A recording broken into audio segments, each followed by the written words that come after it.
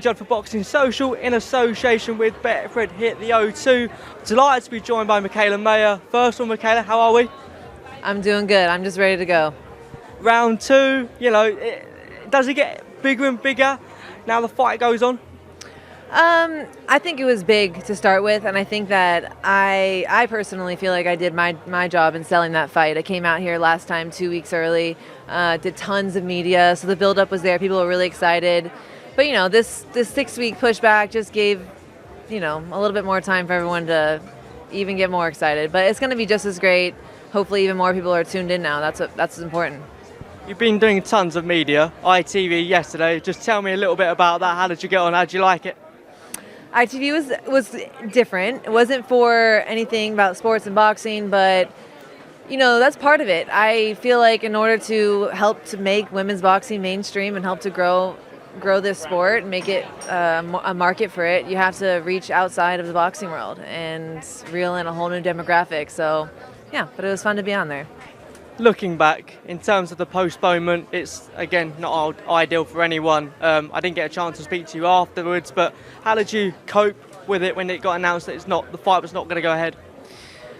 Obviously, we're bummed. I mean, we kind of expected it because we know that the Queen had reigned for a long time, and it would have been respectful. It would have been very disrespectful to not postpone, right? So I understood to an extent, but obviously so much work goes into a camp and so many little details to make sure that everything comes together perfectly, right? Not just in your camp and in your body and your team and your camp, but in the other fighter, your opponents, and then Shields and Marshall. And so for it to all come together again with all the networks and the promoters, I'm just glad that we're here because so many things could have gone wrong. So, but I've had a lot of experience, and experience came into play in this type of situation, and I just pulled it together, rolled with the punches, and got myself back here in perfect shape. You are professional, but it must have been hard because you peak at certain times. So you train for certain days and certain events. So was it hard to get back into the gym and sort of work out how you were going to peak again for this fight? I have a great team. They know what they're doing.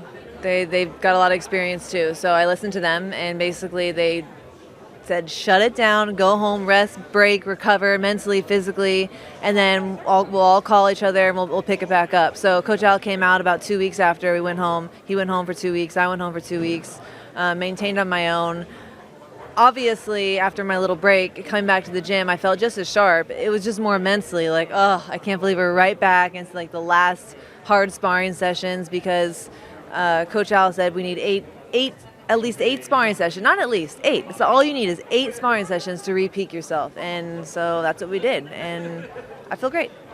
In a recent interview, you said Baumgardner has not been tested in the way you have been. Just talk to me a little bit about that and what you meant by that.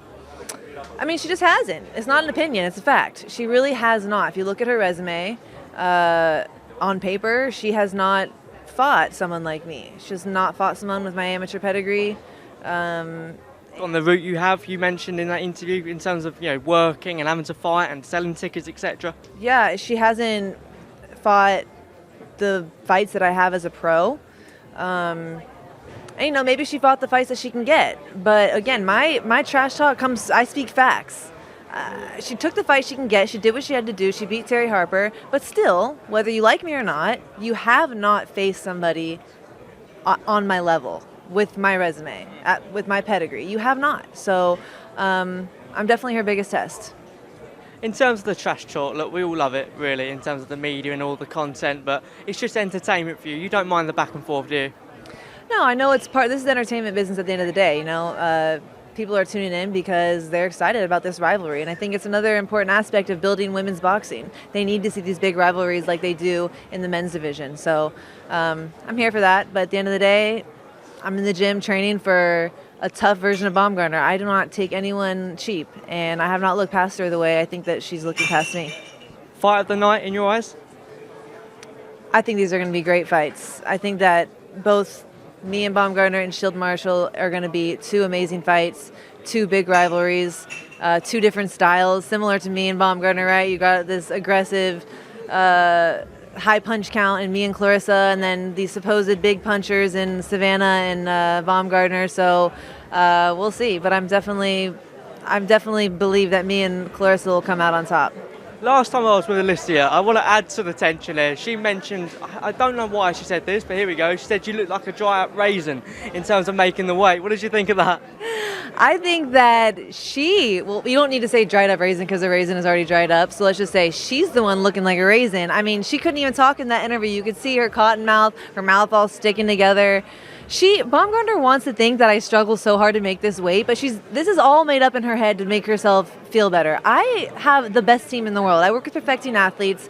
I do not skip a meal. I'm fully hydrated. This is all about discipline, and I have that. It's easy. I can make this weight no problem. I feel great. I'm fine. Look at this conversation. My mouth's not sticking together.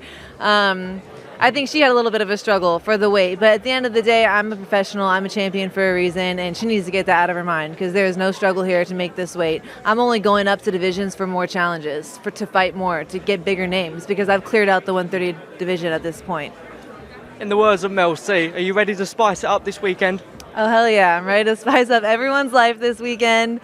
I got a fun, exciting walkout plans. Spice Girls are obviously going to be a part of it and a little something extra, but tune in Saturday night to see. We're looking forward to that again. Thank you for talking to Boxing Social, Mikaela.